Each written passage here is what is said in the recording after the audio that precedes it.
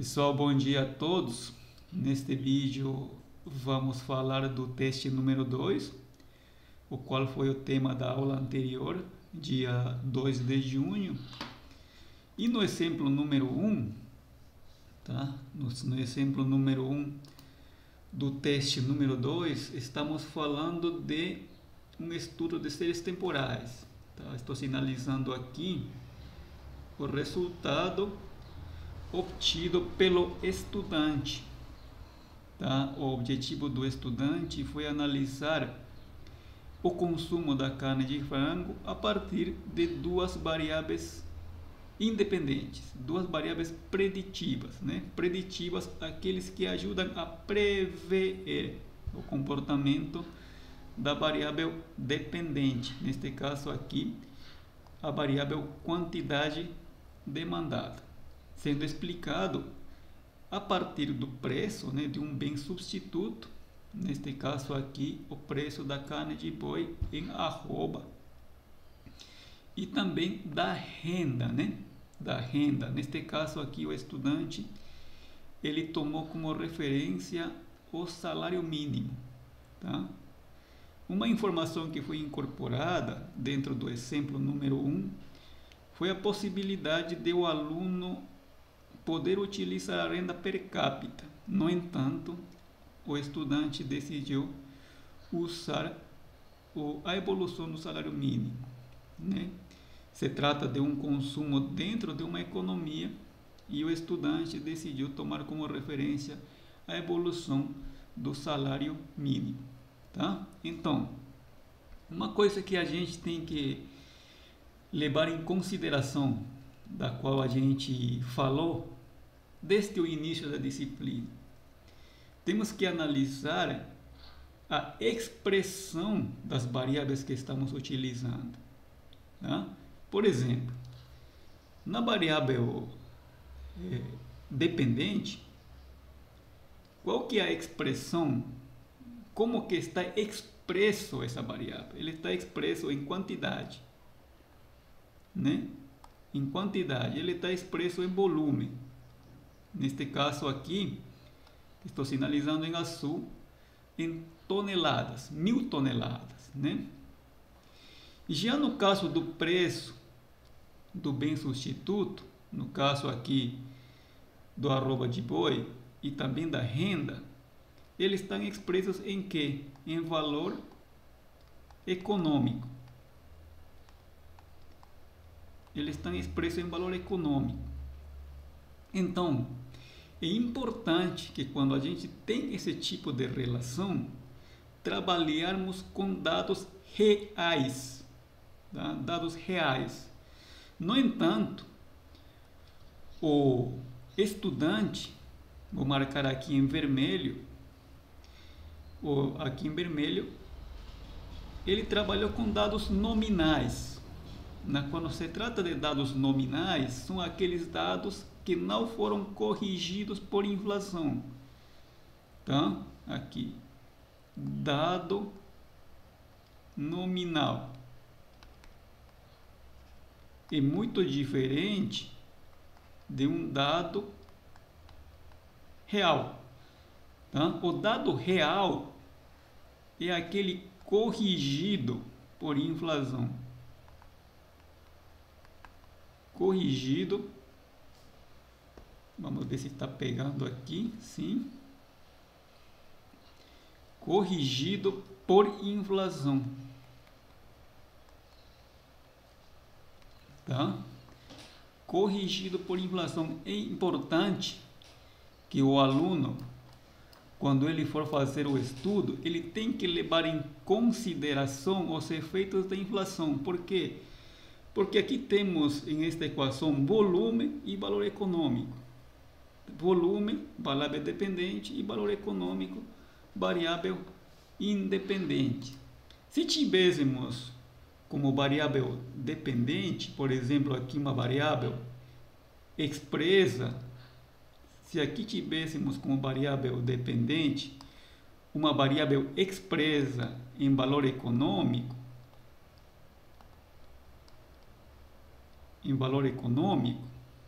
né?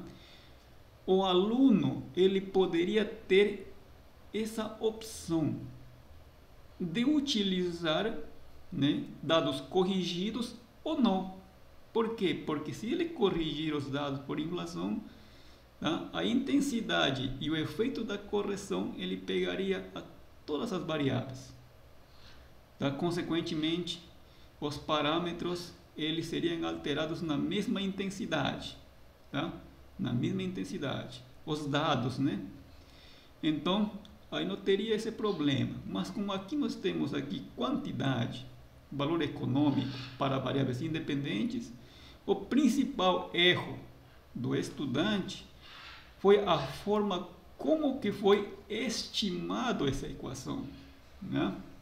Eu falei isso nas duas aulas prévias ao teste 2, tá? Para o qual também eu tinha perguntado para vocês qual que era a dúvida, né? Se alguém, por algum caso, ainda estava com dúvida a respeito ao teste que eu deixei, né, previamente para vocês fazerem, né? E aqui basicamente era comentar o principal erro do estudante, tá? Temos que levar em consideração os efeitos da inflação. Consequentemente, se o aluno não fizer isso, todos os parâmetros aí que estamos observando, de beta 1 e de beta 2, eles poderiam nos conduzir a um erro em nossas conclusões. Então não seria válido isso, tá? É importante tomar como referência, tá, a parte teórica, o qual nos ajuda a poder ainda robustecer mais, né? Ter um argumento mais forte a respeito ao estudo que estamos realizando, tá? Uma questão bastante simples, a questão número 1, exemplo número 1. No exemplo número 2, estamos falando aqui ainda de dados de séries temporais, né? Neste caso estamos considerando que um estudante ele está analisando a variação do valor de mercado das empresas que cotizam no mercado financeiro, empresas de capital aberto, considerando como variáveis preditoras lucro líquido e o risco beta, que seria o risco sistêmico. O risco sistêmico que ele considera a variação do ativo, né? A variação do ativo, o risco do ativo em relação à carteira do mercado. A carteira do mercado é entendido como indicador Ibovespa para a nossa realidade, tá? Mas no estudo nos fala o seguinte, que para validar, né, finalmente todo o estudo que o aluno ele vai fazer, o aluno decide fazer uma análise de autocorrelação, né? Estamos considerando 10 meses. Nós temos aqui as informações dos resíduos que estão indicados aqui no quadro, tá? No quadro, aqui neste caso aqui à minha direita, né? Minha direita. E também temos como informações a soma dos quadrados dos resíduos, tá? Soma dos quadrados do resíduo e o desfaçado também da diferença, né, dos resíduos ao quadrado, o qual vai nos permitir calcular o teste de Durbin-Watson, tá? O teste DW, para saber se o estudo em questão ele apresenta autocorrelação, ou seja, se os resíduos eles estão relacionados, se existe alguma informação, tá, que está sendo motivo de que o estudo ele apresente esse problema de autocorrelação, tá? Então, por causa disso, aqui na parte final da questão, você fala, né? Você pede, verifique a existência de autocorrelação e ruído branco no modelo. O ruído branco, já você vai comparando, né, de forma contemporânea, no mesmo momento, junto com o teste de Durbin-Watson. Se o teste apresenta autocorrelação, existe um indício forte de que a análise gráfica também te mostre o problema de autocorrelação. Mas a questão é saber que tipo de autocorrelação estamos falando. Se estamos falando de uma autocorrelação positiva ou estamos falando de uma autocorrelação negativa. Tá?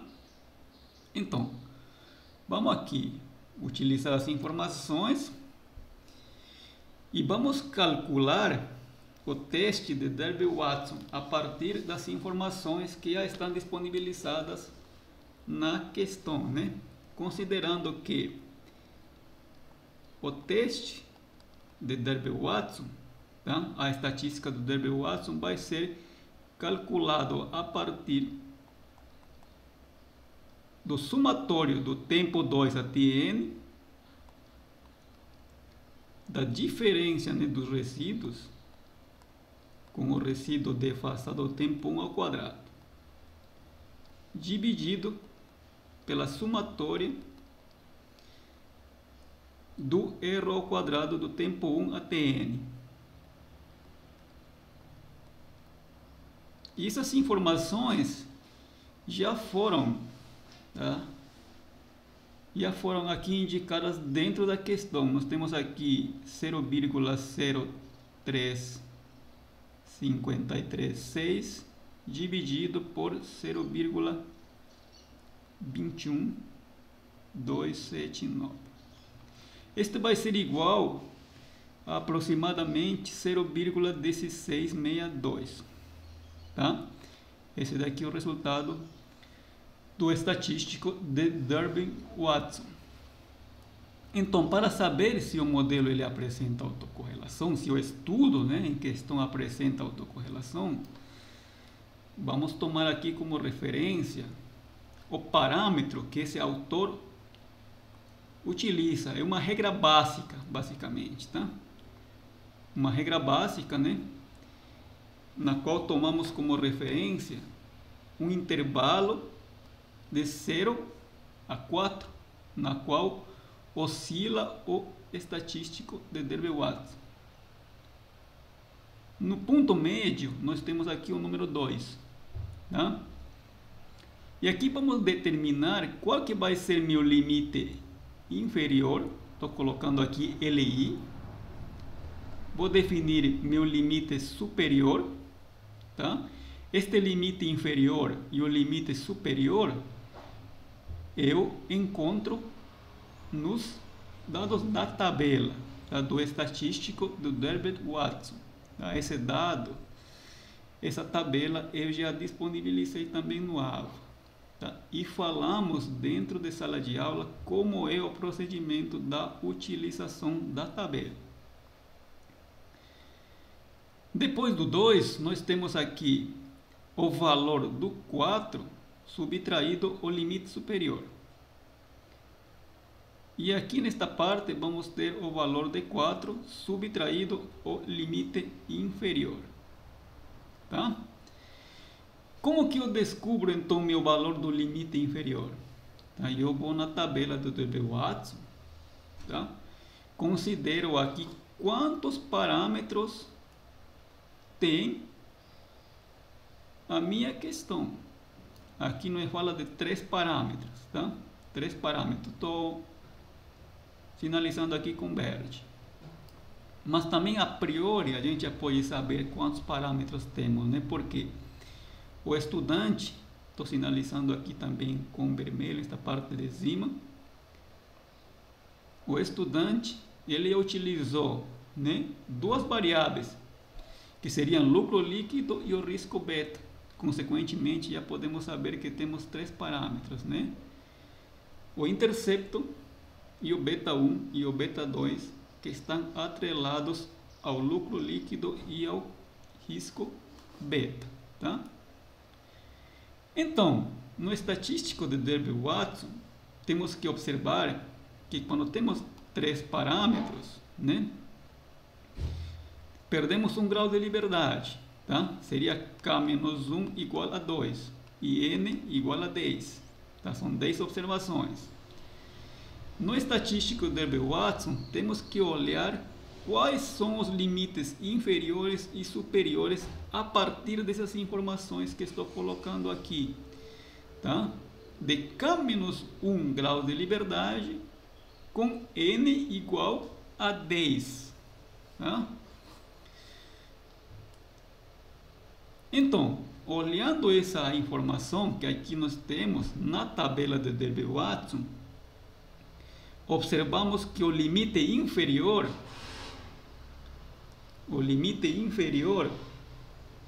aqui vai ser igual a 0,6972 e aqui vai ser a 1,6413, tá? Pessoal, se alguém tiver dúvida no uso da tabela de Derby-Watson e as informações que eu estou colocando aqui no vídeo já de forma direta, porque a gente já falou isso na sala de aula, né? Estou colocando aqui direto. Mas caso alguém tenha dificuldade no uso, pode me mandar mensagem no bate-papo do AVA, tá? Que a gente agenda uma conversa e fazemos um meet, tá? E conversamos. Então, aqui eu encontrei meu limite inferior e superior, tá? Olhando a tabela do Derby-Watson. Agora aqui eu preciso encontrar a diferença de 4 subtraído do limite superior. Aqui vai ser igual a 2,3587. Ou seja, 4 subtraído do limite inferior de 1,643. Tá? Aqui no seguinte, 4 menos o limite inferior. Aqui vai ser igual a 3,3028. É isso, né? 4. Só rapidinho, gente. Fazer uma continha aqui bem básica. 4 subtraído 0,672. 3,3028, é isso mesmo, tá? Então, para que me serve essas informações? Para eu poder saber a possibilidade de autocorrelação, tá? Que o estudo apresenta. Nesta área que estou sinalizando em vermelho, tá? Simboliza a área de autocorrelação que apresenta o modelo, tá? Então, deste lado aqui, nós temos autocorrelação positiva,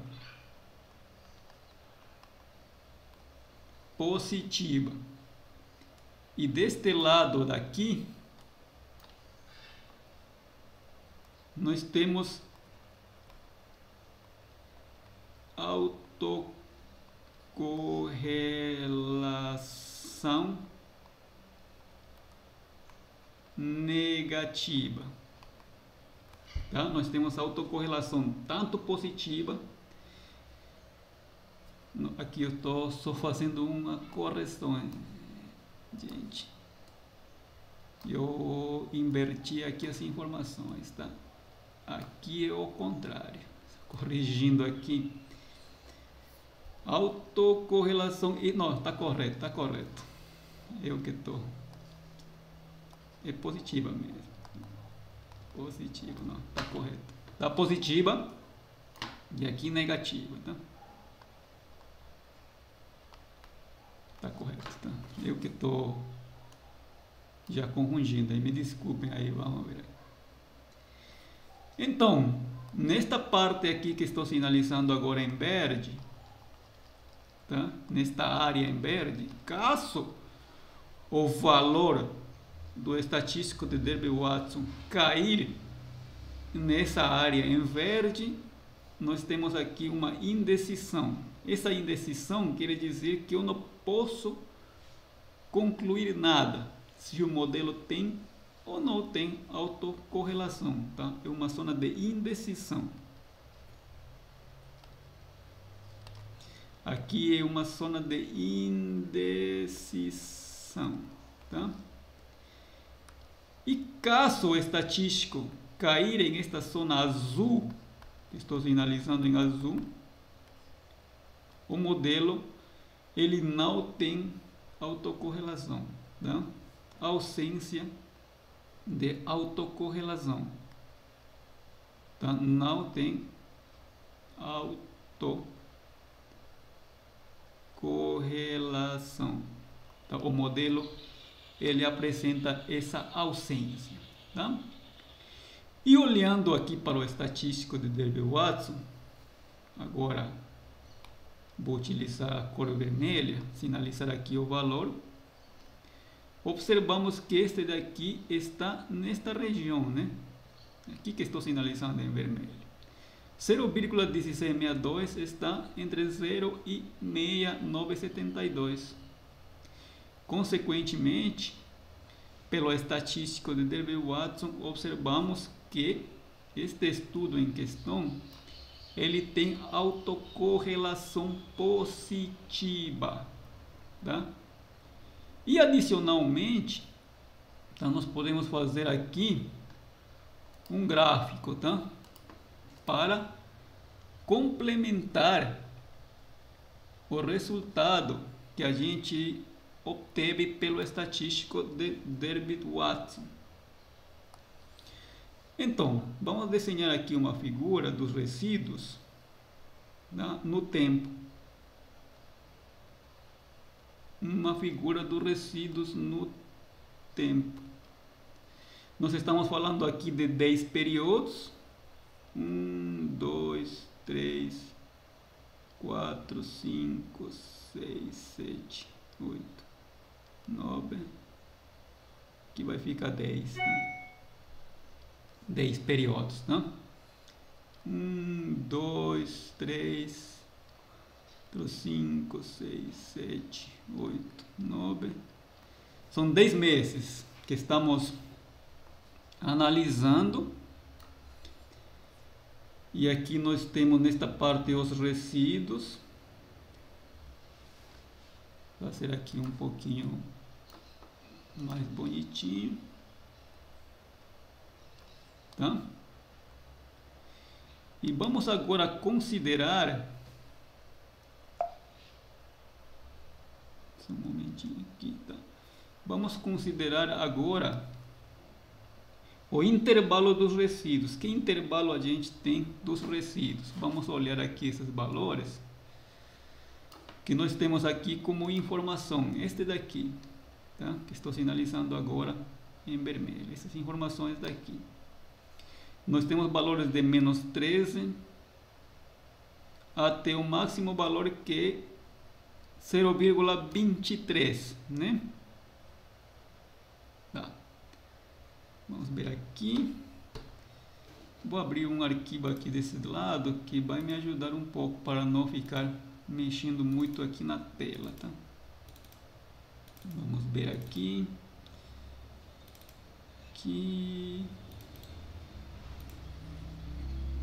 Para ver aqui os intervalos.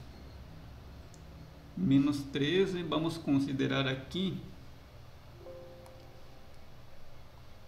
um intervalo aqui de menos 0,05, menos 0,10, menos 0,15.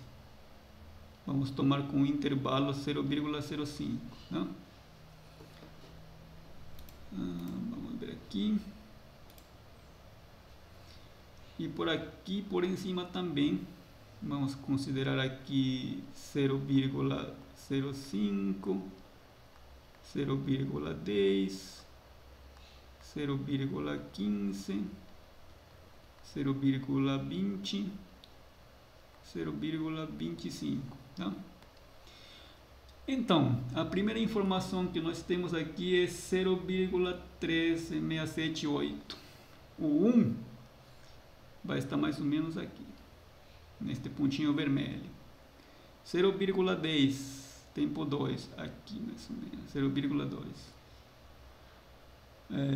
Tempo 2, 0,10, negativo. 0,03 aqui, por aqui mais ou menos. Tempo 4, 0,05, 5, 0,09, 6, 0,15, aqui mais ou menos, 7, 0,12, ele caiu um pouquinho, 0,12, depois vai 0,23 o tempo 8, aqui mais ou menos 0,23, 0,21 tempo 9 e 0,16 tempo 10, tá? Esse daqui é o comportamento dos resíduos para o tempo que a gente está analisando, né? O estudo do estudante, feito pelo estudante. Então, pela análise gráfica, aqui observamos que o modelo, tá? Ele não tem ruído branco, né? Não tem esse intervalo que a gente espera, na qual os resíduos eles oscilem, tá? Respeitando, né, essa homogeneidade. Aqui a gente observa um comportamento crescente dos resíduos, tá? Esse comportamento crescente dos resíduos justifica o resultado aqui obtido, que o modelo ele apresenta autocorrelação positiva, tá? Para que o modelo ele tenha ruído branco, é necessário que os resíduos eles respeitem o intervalo, tá? Eles se movimentam desta forma. Vou fazer aqui uma pequena ilustração. Sim. Se os resíduos eles se comportam desta forma, respeitando o intervalo, tal como estou sinalizando aqui em vermelho, o modelo ele apresentaria ruído branco, né? Seria um comportamento homogêneo. Consequentemente, o esperado é dizer que o modelo ele apresenta ausência de autocorrelação, tá? Só saindo aqui, pronto. Pessoal, eventuais dúvidas eu estou à disposição.